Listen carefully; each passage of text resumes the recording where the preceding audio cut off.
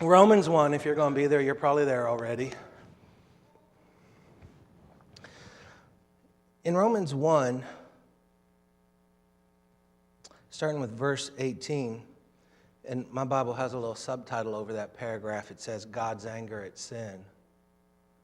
And it says, I read from the NLT, it's very modern. God shows his anger from heaven against all sinful, wicked people who suppress the truth by their wickedness. They know the truth about God. Because it was made obvious, he has made it obvious to them. For ever since the world was created, people have seen the earth and the sky. Through everything God made, they can clearly see his invisible qualities, his eternal power and divine nature. So they have no excuse for not knowing God. Paul makes the argument that nature itself speaks for the existence and greatness of God. You don't need to have someone preach the gospel to you to know there's a God. You don't have to turn on the television and watch John Hagee railing on people to know there's a God. Nature itself speaks. And Paul says you're without excuse. And I started thinking about how we see God in nature and how many, many Christians have lost the wonder of nature and creation. We get so busy with our lives, we get so wrapped up in our jobs and our comings and our goings that we see a rainbow and we're not even moved. That we pass by roses without taking the time to smell them. Don't you think a rose is one of the most beautiful fragrances on earth? When I lived in Lancaster, we planted rose bushes out in front just so we could smell them. A lot of people like to look at them. I like them for their fragrance. We don't take the time to enjoy nature, to enjoy life. I can remember when I was a boy, and there would be a really, really bad thunderstorm outside with lightning, and my dad would open the garage door. We had a double garage, and he'd put out lounge chairs, and we'd sit in the garage and just watch the lightning storm. I haven't done it since I was a kid with him.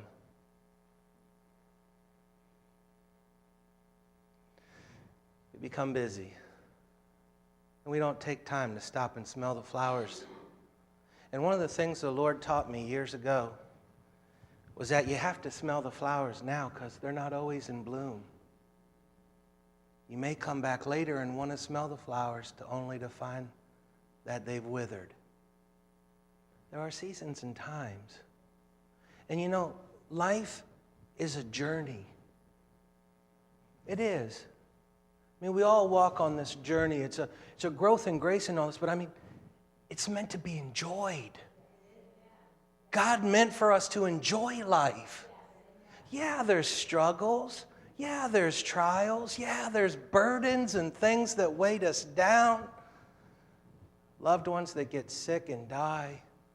Times when we lose our job and suffer financial reversals. Hey, the list goes on and on. But in spite of that, God said, it's meant to be enjoyed. Enjoy the journey. There are blessings all along the way. And you know what? Just so that you'll enjoy it, I've put rainbows after storms. I've put beautiful flowers out that look good and smell good. I've made deer to come running through the meadows. Just take the time to look and see the world around you and enjoy what God has given, the blessings that he's bestowed on us, the blessings that are all around us that we take for granted, the people that God puts in our very lives that are blessings from him. But sometimes we see them as annoyances. I'm walking away to let that sink in for a moment. Sometimes we see people as annoyances. They're really blessings from God. In the movie Dead Poets Society with Robin Williams, he plays this school teacher at this upscale private school. It's a high school. It's an old school. I don't know how old the school is in the movie, but old. And he's a new teacher there. He takes all of his students. How many of y'all have seen Dead Poets Society? Okay, so a few of you have. You'll remember this too. He takes all of his students down to the lobby in one of the main buildings. And there's pictures in there of classes long ago, old black and white pictures, and the people that are dead now. And he says, look in close at their faces. They're just like you. Look at the hope on their face. Look at the expectancy. Life is their oyster. They're going to go out and conquer the world. But now they're all pushing up daisies. And he said, you've got to make your lives extraordinary. You've got to seize the day, carpe diem. Seize the day. Make the most of every moment. Don't live a boring, mundane life. Go out and do something extraordinary with your life and make a difference. And don't you think that the Apostle Paul or one of the great saints would say the same thing to us? Make your life extraordinary.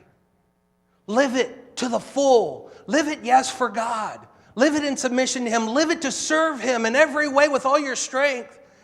But enjoy it. Enjoy it. Enjoy the rainbows. Enjoy the roses. Enjoy the waterfalls that you see. Stop and take time. Don't just drive by beautiful things in nature on the way to where you're going. My brother's a truck driver, drives long distance all over America. He calls me all the time. Hey, Jim, I'm in San Antonio, Texas. Did you go see the Alamo? I ain't got time for that. Calls me from all over America, never stops to see anything. I just can't believe it. You know what he always says? If my wheels aren't rolling, I'm not making money. That's what he says. He's a long-distance driver. He's gone from home 3 weeks out of the month. Comes home for 3 or 4 days with his family. He's gone again. His whole life's passing him by. His kids are growing up while he's not home. And all the beautiful things that are out there that he could enjoy, he's passing up, and he doesn't even care. I tried to talk to him, but he's smarter than I am, so I just say, all right. Oh, you're in Colorado, any chance to see the Grand Canyon? Well, you know that don't run next to the highway. If it did, I'd probably enjoy it.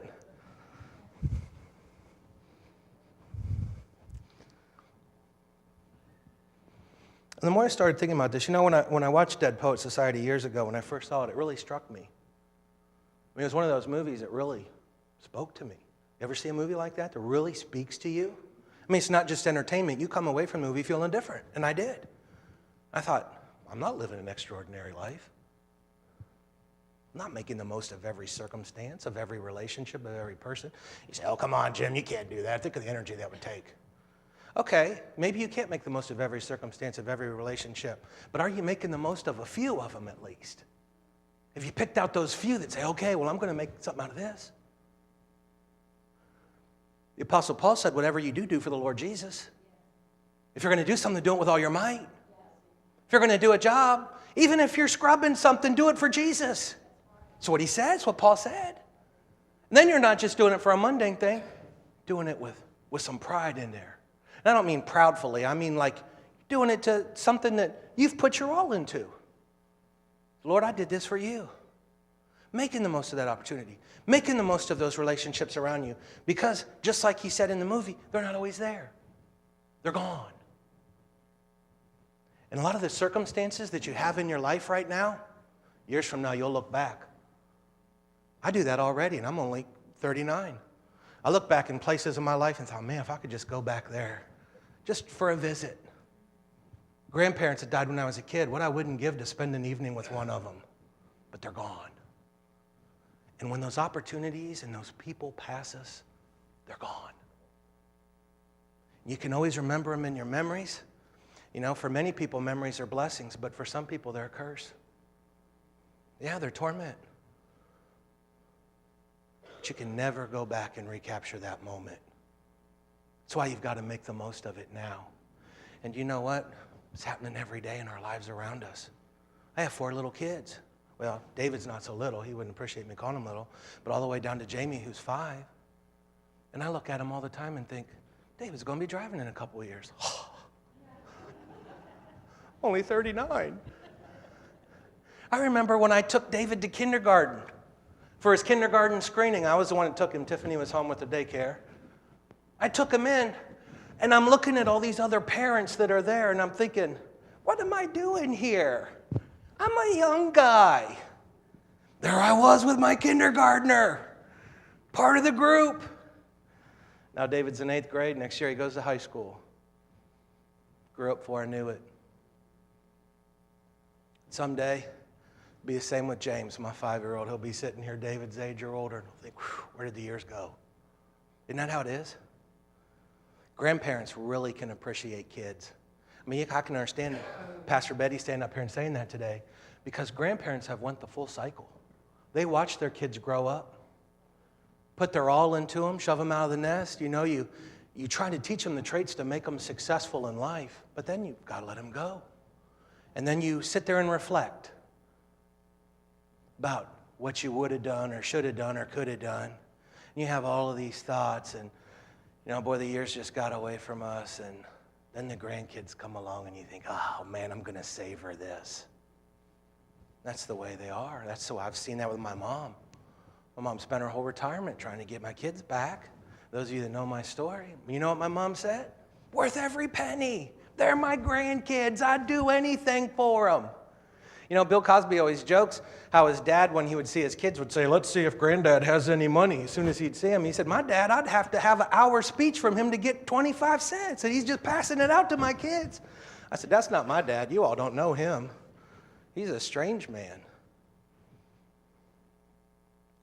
Making the most of every circumstance, of every moment. And I guess this is what I'm trying to impress upon you. And I've done this because I've done a lot of thinking back to my married time with my wife and my family, and when I had down in Lancaster and we had our own business and I was teaching school full time, and you know, my life's changed so much since then, and for the longest time I just wanted to go back to that. While I was in it, I didn't really appreciate it. And then one day it was taken abruptly. And you know, sometimes circumstances in life do that to you without any kind of warning. It all falls apart and you don't realize it. And of course, the Lord's grace is there and he helps you through, and I'm not belittling that, but I'm saying once it's gone, it's gone. The same with people. When they're gone, they're gone. So we have to make the most of every moment. I work with a guy at work at InfoCision. He's a supervisor at InfoCision. He's not a high supervisor. He's a low level. He's one of the regular managers. And he has like 10 kids. And he is the president of the Summit County Right to Life. And he goes out and stands in front of abortion clinics with signs, and he goes on the radio, and he's in the paper. For the longest time, I've admired him. I mean, what a man. And still works full-time at InfoCision. Runs the Summit County Right to Life, which is a serious, you know, they do a lot of stuff. I mean, that takes a lot of his time and effort. And still raises 10 kids. So I thought, you know, I should tell him that. So I just went up to him just like 2 days ago at work. I said, you know what, I've always thought this, never thought to tell you, I'm going to tell you. I really admire you, and I always have. And he said, really? I said, you've got like 10 kids, and all the stuff you do for Right to Life, and you still work here. I said, you're an inspiration to me. And it totally blew him away. Like no one had ever said anything like that to him. And he looked at me and said, thank you. I said, I want you to know I mean it. I appreciate you, and I love you. And I gave him a little hug. I just kind of a man hug, you know, I didn't, people around, you know. You know what I see, she's laughing because she knows. Not only did he thank me profusely then, he came up to me later in the night and thanked me again. He said, you know what, Jim, I really appreciate what you said to me. You know, what I said was free, didn't cost me anything.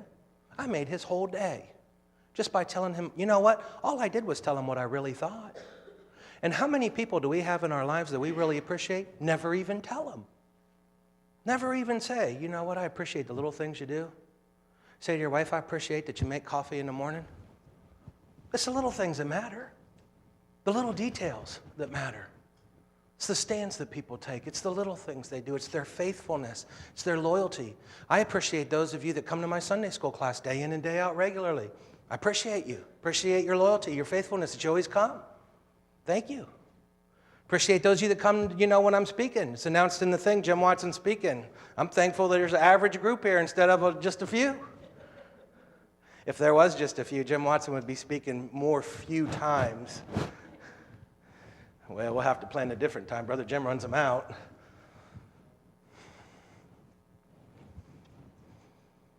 But you know that the things we do like that, like what I told that supervisor, we could do every day. We could do it every day. People that made a difference in your life when you were younger. I've contacted old teachers. Hey, just want you to know I appreciate the work that you did, the difference that you've made for me.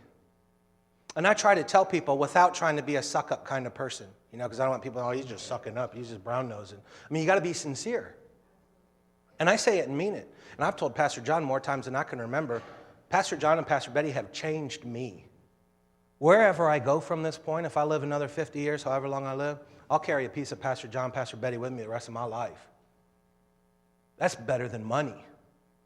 You know what I'm saying? I mean, what Pastor John has poured into me. Pastor John used to meet with me every week. Before I was able to see my kids again, he was praying for me every day. Karen was always telling me, Jim, I'm praying for you, I'm praying for you, I'm praying for you. That meant more to me than money. That people loved me and cared about me. And there were a lot of you that were loving me and praying for me and never told me. And I thank you for that. But the difference that you'd have made if you'd have came and said, you know what, Jim, I'm praying for you, I love you. You see the point I'm making? And I'm not trying to sound harsh about it, but I'm saying those are things that we can make differences in people's lives every day around us, and it's completely free. It doesn't take anything. When I was new in college, I went on a ride in a van with a guy, and he was just waving at everybody we passed, and I thought he was a nut. I mean, we'd pass people, and he's just smiling and waving at complete strangers the whole time. So finally, I looked at him. I mean, that's totally not me. Finally, I looked at him and I said, what are you smiling and waving at everybody for? You know what he said? A wave is free. And it makes some people feel good. So why not do it? I thought, well, he really is cracked. Now that I'm a little older, I can appreciate it more. When I was younger, I just thought he was stupid. I've matured more. He was my age when he was doing it. He was just very mature for his age. And I'm not saying I drive up down the road waving at everybody. But you know what? It's the little things, like when you're walking in a store and you see somebody dump all their stuff on the floor, you help them pick it up even though you don't know them. Here you go. I do that kind of stuff just to be nice. It's free. It's free. Random acts of kindness. But I really think, and this is one of the things I really want to say, really think that we really need to seize that moment, seize the day, seize the opportunity. The moment that you're living in right now, never going to get back. And I look at you, and many of you that I know have young children, never going to get this time back. They're going to grow up before you know it. I'm watching mine grow up before my eyes. Can't get that time back. You got to make the most of it now. Take time for your kids, folks. Take time. Don't let your job just run you to where you don't have any time with them. I try to play chess with my kids every day. I don't every day, but several days a week I do. Even though, I could be doing other stuff. All three of the oldest boys play chess. I'll sit and play one game after another with them because I know it matters to them. I go outside and throw the football with them. I go outside and play baseball with them. I take them to parks. I do a lot of stuff with my children. You know why? My dad never did it with me. And you say, well, Jim, that's because you didn't see him. No, that's not it. That's just who I am. I would have done it even when I was still married. I did it. I'd take the kids out and do stuff with them every day like that. My dad never did it for me, and I hated that he didn't. And I used to ask him, hey, Dad, why don't you come out and play catch with me? He was too busy. Hey, Dad, can't we go into this? No, he was too busy. And I told myself, even at a young age, I'm going to be different than you. You're a bad dad. I didn't say it to him. He'd have whipped me. But in my mind, I was saying, you're a bad dad. I'm going to be a better dad than you. And I have made it one of my goals in life to be a better dad than my dad was to me. And if you're a good dad, praise the Lord. If you're not, then why don't you reconsider the way you treat your kids, the time that you make for them. And if you don't have kids, what about the people that are in your lives? Don't all of us have relationships we can improve on? Come on, I know I'm hitting the home here. I'm trying to. I'm trying to get us all to think about how we treat people in our lives. And can we do it better? Can we make more time for people? Can we take that extra minute to pick up a phone and call someone and say, hey, just want you to know I love you and I prayed for you today? Don't know why you just came to my mind. I said a prayer for you. I hope everything's good. You'll make that person's day doing that. It took you a moment of your time. Making a good difference in people's lives. You know why? Because every day is a gift from God. Every day is. Every day that you're able to get up and get out of bed is a blessing. Every day you're able to go to work. Every day you're able to interact with people in your lives. That's a blessing. Do we really see it that way? Are we really thankful for the opportunities God gives us, or we just kind of go through life? Oh gosh, another day today. My kids are making me crazy. Or do we look at it as an opportunity for a blessing? And if we're really grateful for the people that God puts in our lives, we'll act it. if we really realize that the people in our lives are blessings, we'll act it. We'll show it. We'll make the difference. We can all do better. Don't you agree? I'm talking to myself here. Don't feel like I'm standing up here being self-righteous, because I'll be the first one to tell on myself.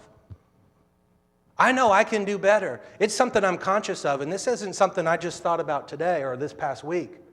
This is something, like I told you, I've thought about since I was a kid, that I'm going to do better, that I'm going to be better. And maybe I can't give my kids all the financial things that a lot of other people can. I think my kids would rather have my time. And I think my kids would rather have my attention. And I think my kids would rather have my acceptance. And I think my kids would rather have me say, I'm proud of you, you did a good job. And I'm going to come and watch you do that sporting event, or I'm going to come and be there when you sing at school. I'm going to make the difference. Okay, I'm going to move on.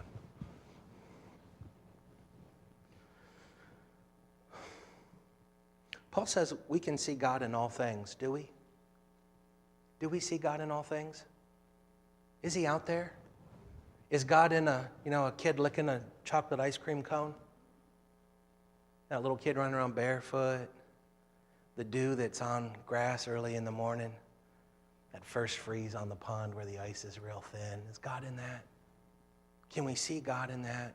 Can we see reasons to be thankful in those things? We be thankful that our loved ones have good health.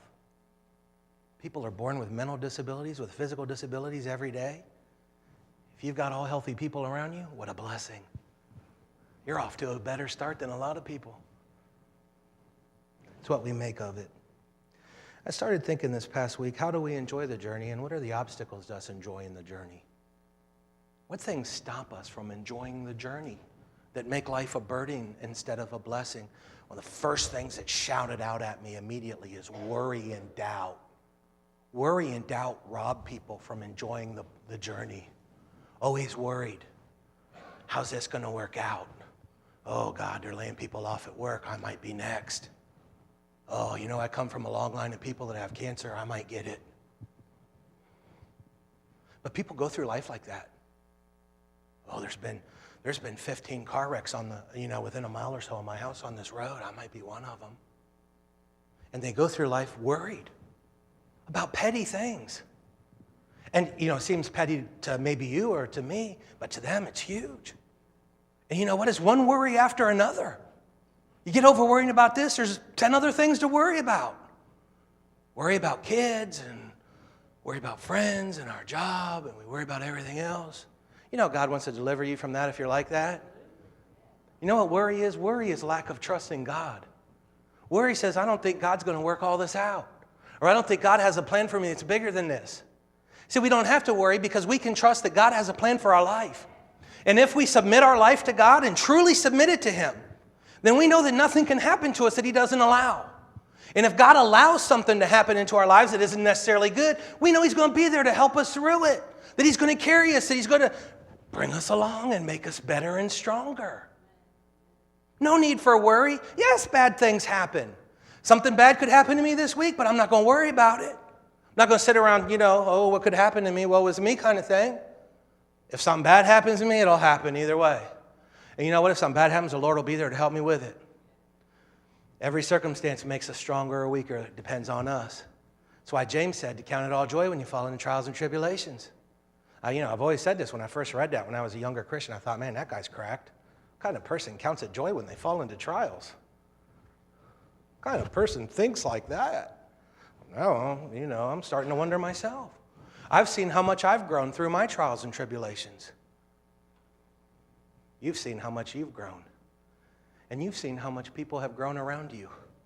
That some of you that have been coming to church for years and you've watched people grow up physically and you've watched them grow in grace and said, wow, look what the Lord's done in their life. It's been rough, but He's taken them.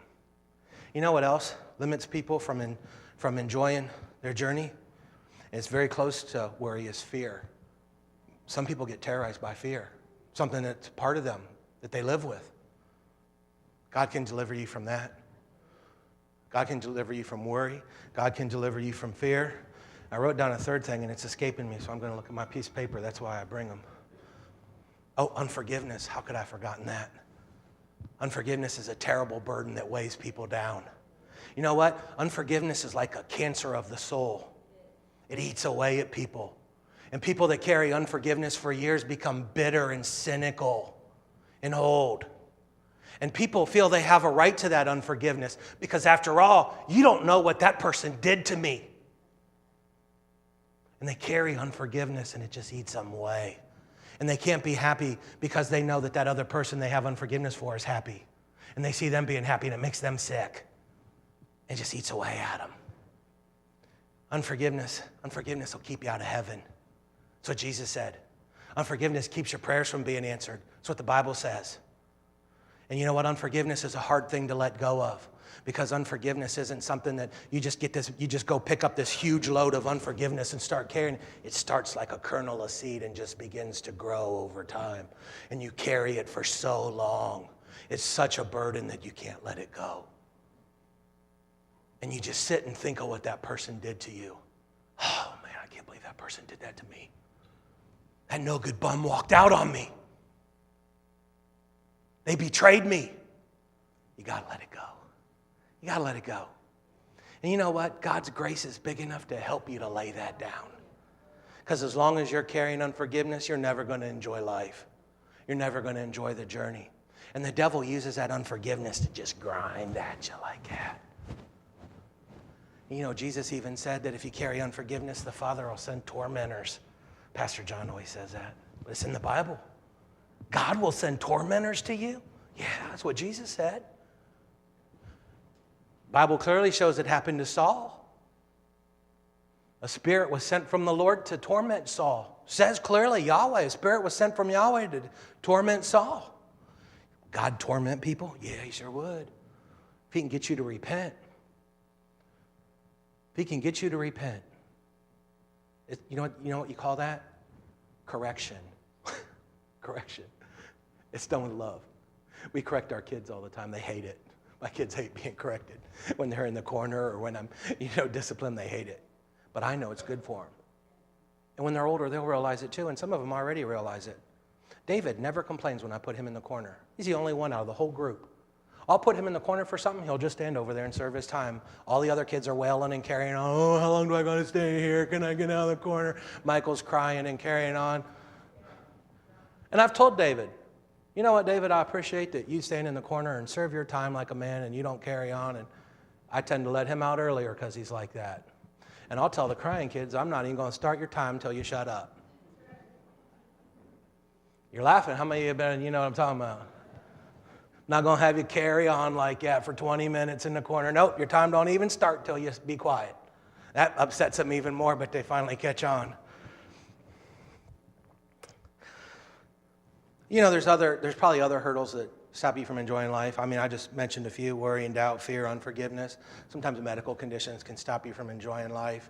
And, there's other things. But when I started thinking about what things can help us to enjoy life, the number one thing that really just shouted out at me is having an attitude of gratitude and thankfulness and trust. Everything is born from that.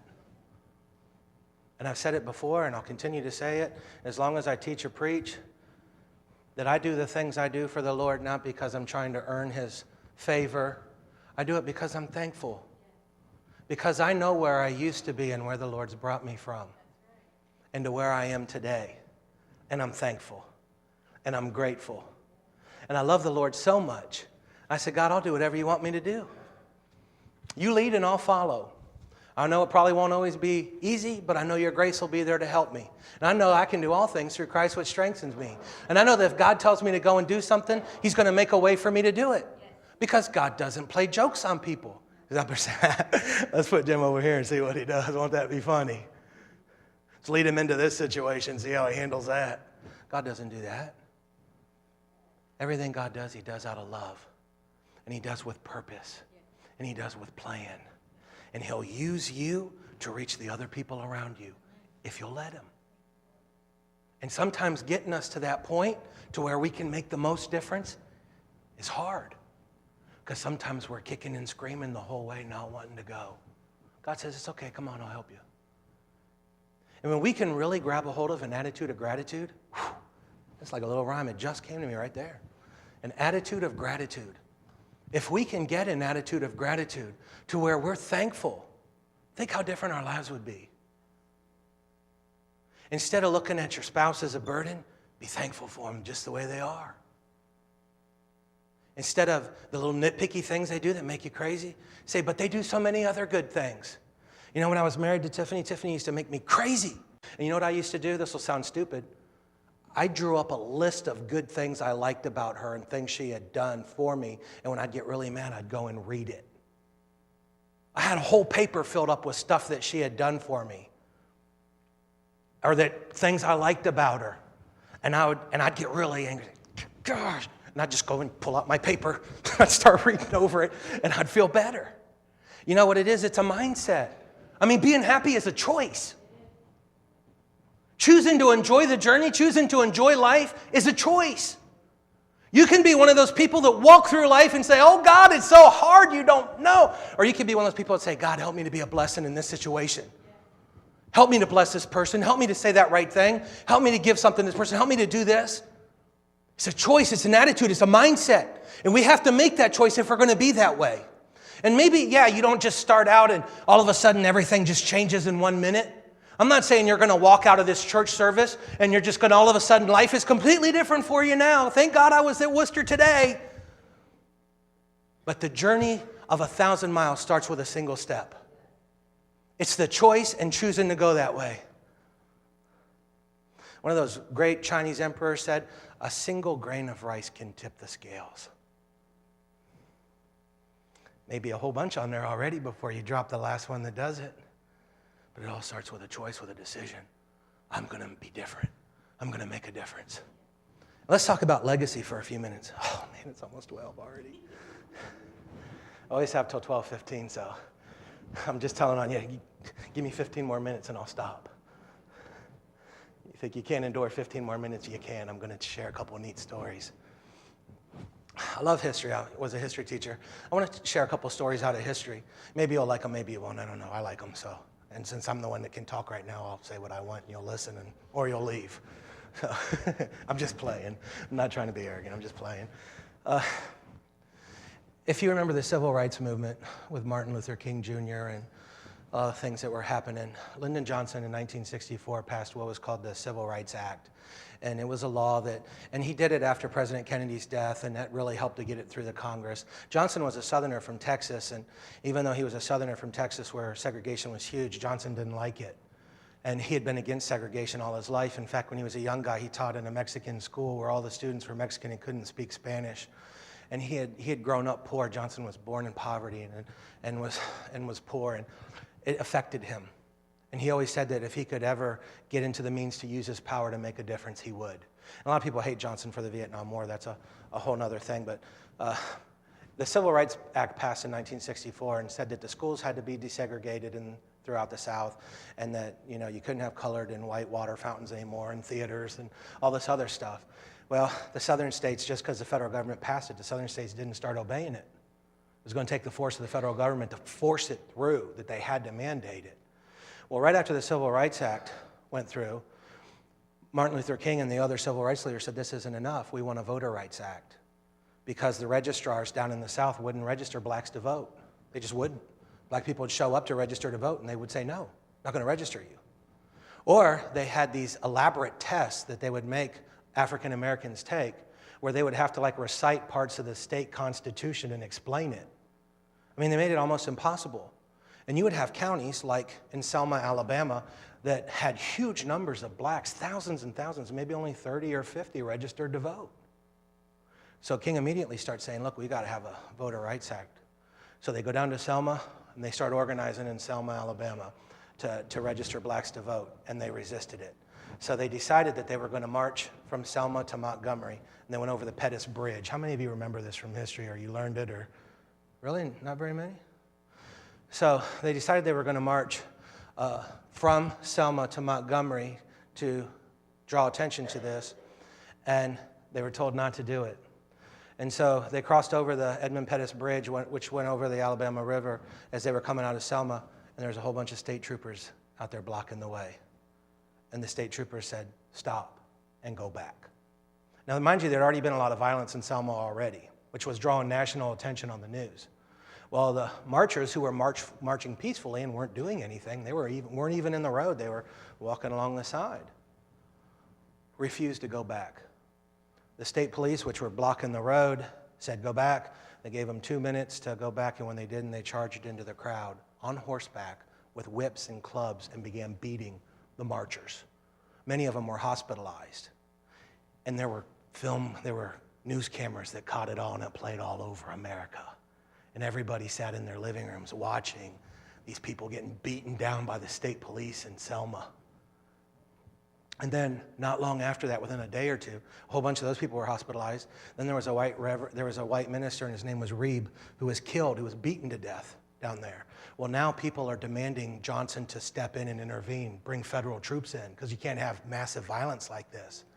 Well, George Wallace, who was governor of Alabama, many of you remember him, segregation now, segregation today, segregation forever. He was a huge segregationist. George Wallace was afraid Johnson was going to bring federal troops in, so he called Johnson or called the White House and said, can I come and meet with you? And Johnson said, yes, of course. Johnson had this way of making people do what he wanted. They call it the Johnson treatment. So he brings George Wallace into the Oval Office. He sets him down on a couch where he sits low, and Johnson, of course, was 6'4", and he's sitting in a rocking chair. He's just towering over Wallace while they're talking. He says, George, I know you're not a man that approves of violence. We've got to do something to stop what's going on down in Alabama. Oh, yes, sir, Mr. President. I'd like to stop it. He says, well, how about you order all the registrars that they have to register every black person that shows. Oh, I couldn't do that, Mr. President. I sure couldn't. Johnson said, don't kid me. He said, I know about your persuasive powers. I watched you on television belittling me, and I had to turn it off or I would have changed my own mind. He said, I know that you can persuade people to do what you want. He said, how about we go out and tell all the TV cameras out here that you're going to desegregate every school in Alabama? Oh, Mr. President, I couldn't do that. Those schools are run by local boards. I couldn't do that. Johnson hammered away at him for 2 hours, trying to get Wallace to change his position on segregation. And so finally Johnson appealed to his sense of history. He knew Johnson was going to run for, he knew Wallace was going to run for president in 1968. So he says to Wallace, he says, George, don't think about 1968. Think about 1988. You and I will be long gone by then. What will people say about you? Will they build a big marble monument that said George Wallace, he was a man who built, who cared about people?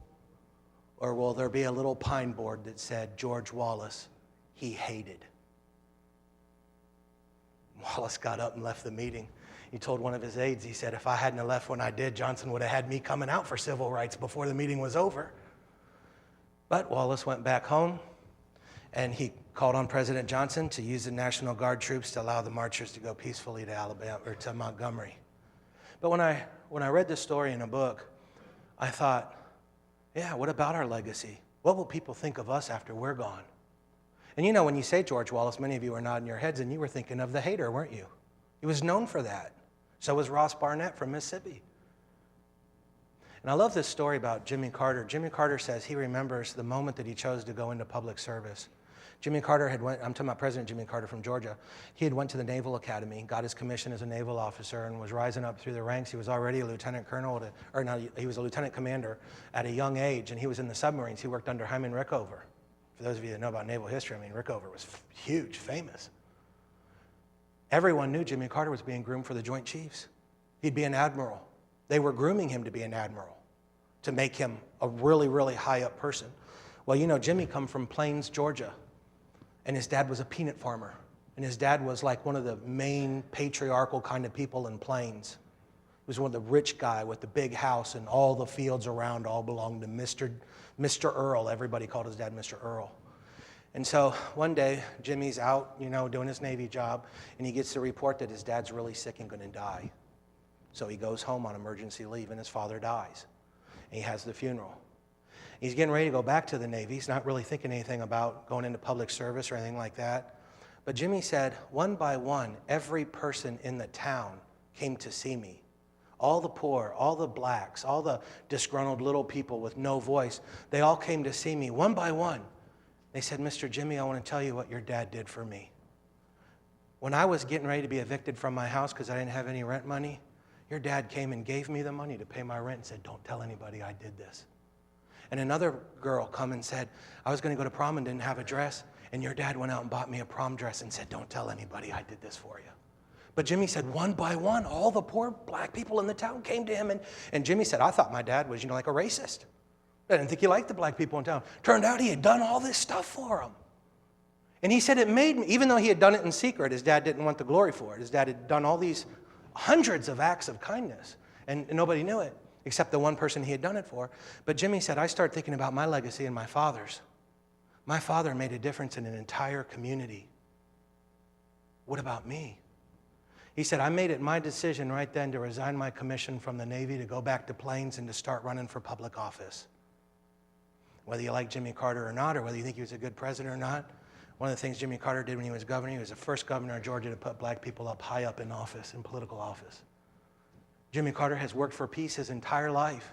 He's done more as an ex-president than he ever did when he was in the White House, going around the world working for peace, Habitat for Humanity, building houses. He goes out, Jimmy Carter goes out and builds the houses himself.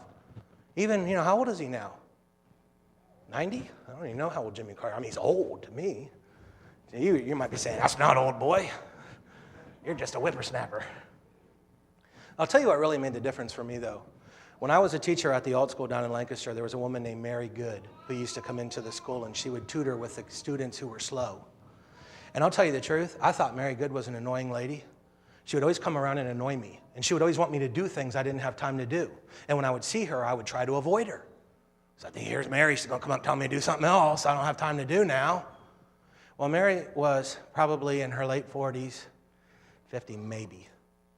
And she had kids, and she was walking downtown in Lancaster, and a van drove up on the sidewalk and hit her, and there was a telephone pole behind her, and the van pinched her between the telephone pole, and she died without any kind of warning.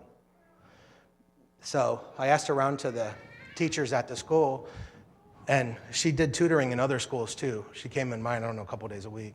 So I asked around to any of their teachers, anybody going to go to her funeral, to represent the school? Nobody wanted to. I said, well, I'll go.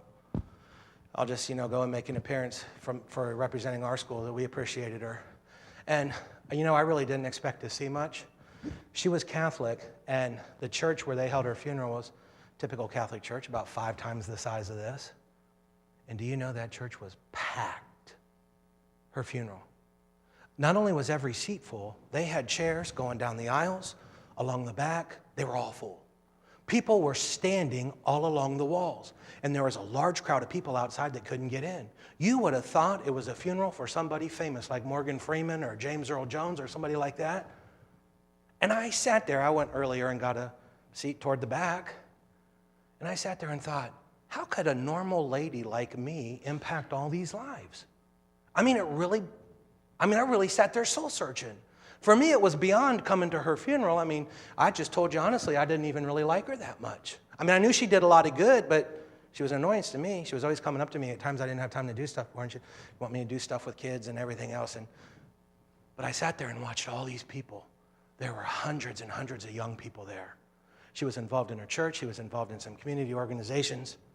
But I sat and looked at all these people, and they were all looking like they were mourning her. And I thought, wow, how can a normal person influence all these lives?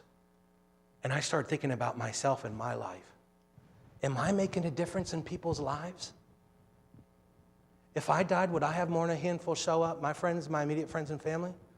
And it's not just about the glory of having people want to come to my funeral. Am I making a difference in people's lives? And I sat there thinking about that, and you know what? I thought of it for weeks after that. Am I making a difference with my life? Like Jimmy Carter, like his dad, like his dad who had done all these things for the people around him. And you say, well, I'm not in the ability to influence people like Jimmy Carter's dad did. Maybe you're not. What about the people around you? And I made a decision that I was going to try to live my life to make a difference in people's lives. And if I have the opportunity to make a difference in someone's life, God help me to do it. Even if it's small things, even a little thing, like I'm telling you. You see how I'm tying all this together? Yeah, and I realize I'm long and I'm closing. Okay, I'll close now. But think of somebody that's really close to you. Think of one person that you love a lot. If they were to die this next week and you knew they were going to die, what would you do different? Because people are taken from us suddenly with no warning. Mike Gruber's a fine example. Mary Good was a fine example. People just fall over dead. Young people die all the time. In my lifetime, when I was a boy, all my grandparents died. When I was a boy. Death has been very real for me when I was at a young age. I realized that death comes unexpectedly. It's inevitable. God forbid, Rachel, what if you lost your mom this week? Not saying that against you. If you knew it, though, what would you do different? Or Rod? Or any of you? Could you do that now, though? This Thanksgiving, how many of you are having extended family over? Or you're going to see extended family? What if you knew that was the last time you would see that person? I had a great uncle that I used to go to his house when I was a kid a lot. He was my grandfather's sister and her husband. But I used to go all the time and stay with him when I was a kid. And when I was living in Lancaster, he was elderly in a nursing home, and my mom brought him down to Thanksgiving to my house. He was there it was so cool to have him down. But you know what? I sat there looking at him, and I thought, probably the last time I'm going to see him. I may see him again, I hope to, but I may not. And before he left, I went up and hugged him, a sincere hug. I said, Uncle Herb, I love you. I love you. Thank you for everything you did for me throughout my life. And he just kind of hugged me and brushed it off. And you know what? It was the last time I saw him. He died. And I was thankful that I did that. We have so many things to be thankful for. I mean, I didn't want to get up and just do a, turkey sermon with pilgrims in it. Make this Thanksgiving count. Make it matter. Make it more than just a big meal. Those people that you're going to interact with, tell them you appreciate them. Tell them you love them. Give them a hug and say, I love you. You may not get that opportunity again. And make the most out of your life. Darn, I got to say one more thing. I know I said I was going to close. It's my one paper. I printed it off the internet. This lady, Irma Bombeck. You've heard of her? Maybe? Do you know the thing she wrote about if she had her life to live over or whatever? She finds out she has cancer, she's going to die. She writes this thing and it says, if I had my life to live over, I would have gone to bed when I was sick instead of pretending the earth would go into a holding pattern if I weren't there for the day. I would have burned the pink candle sculpted like a rose before it melted in storage. I would have talked less and listened more. I would have invited friends over to dinner, even if the carpet was stained or the sofa was faded. I would have eaten the popcorn in the good living room and worried much less about the dirt when someone wanted to light a fire in the fireplace. I'd have taken the time to listen to my grandfather ramble about his youth. I would never have insisted the car windows be rolled up on a summer day because my hair had just been teased and sprayed. I would have sat on the lawn with my children and not worried about grass stains. I would have cried and laughed less while watching television and more while watching Life. I would never have bought anything just because it was practical, wouldn't show soil, or was guaranteed to last a lifetime. Instead of wishing away 9 months of pregnancy, I'd have cherished every moment and realized that the wonderment growing inside me was the only chance in life to assist God with a miracle. When my kids kissed me impetuously, I never would have said later, now go get washed up for dinner. There would have been more I love yous, more I'm sorries, but mostly given another shot at life, I would seize every minute. Look at it and really see it, live it, and never give it back. Stop sweating about the small stuff. Don't worry about those who don't like you, who has more, or worry about who's doing what. Instead, let's cherish the relationships we have with those who do love us. Let's think about what God has blessed us with and what we're doing each day to promote ourselves mentally, physically, emotionally, and as well as spiritually. Life's too short to let it pass you by. We only have one shot at this, and then it's gone. Stand to your feet. Father, we give you thanks and praise for a new day, new Thanksgiving. I know I've run over. I apologize. Father, I pray that you would instill in each and every one of us a gratitude, an attitude of gratitude, a thankfulness for all that you've done for us. Let this Thanksgiving be a Thanksgiving that we really savor the relationships around us, that we really savor the moment, that we take time for that loved one who may annoy us from time to time. Just say, you know what, I love you, I appreciate you. take that extra time with our children or our parents. We never know when we'll see them again. Help us, Father, to change our attitudes and our mindset.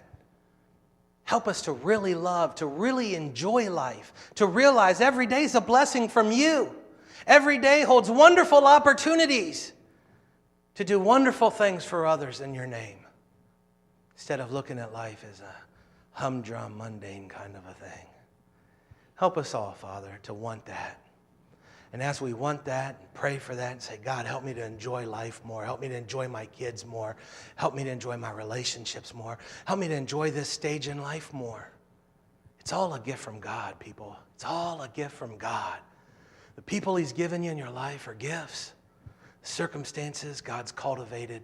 Some of those he's worked hard for to bring to fruition in your life. You don't even appreciate them.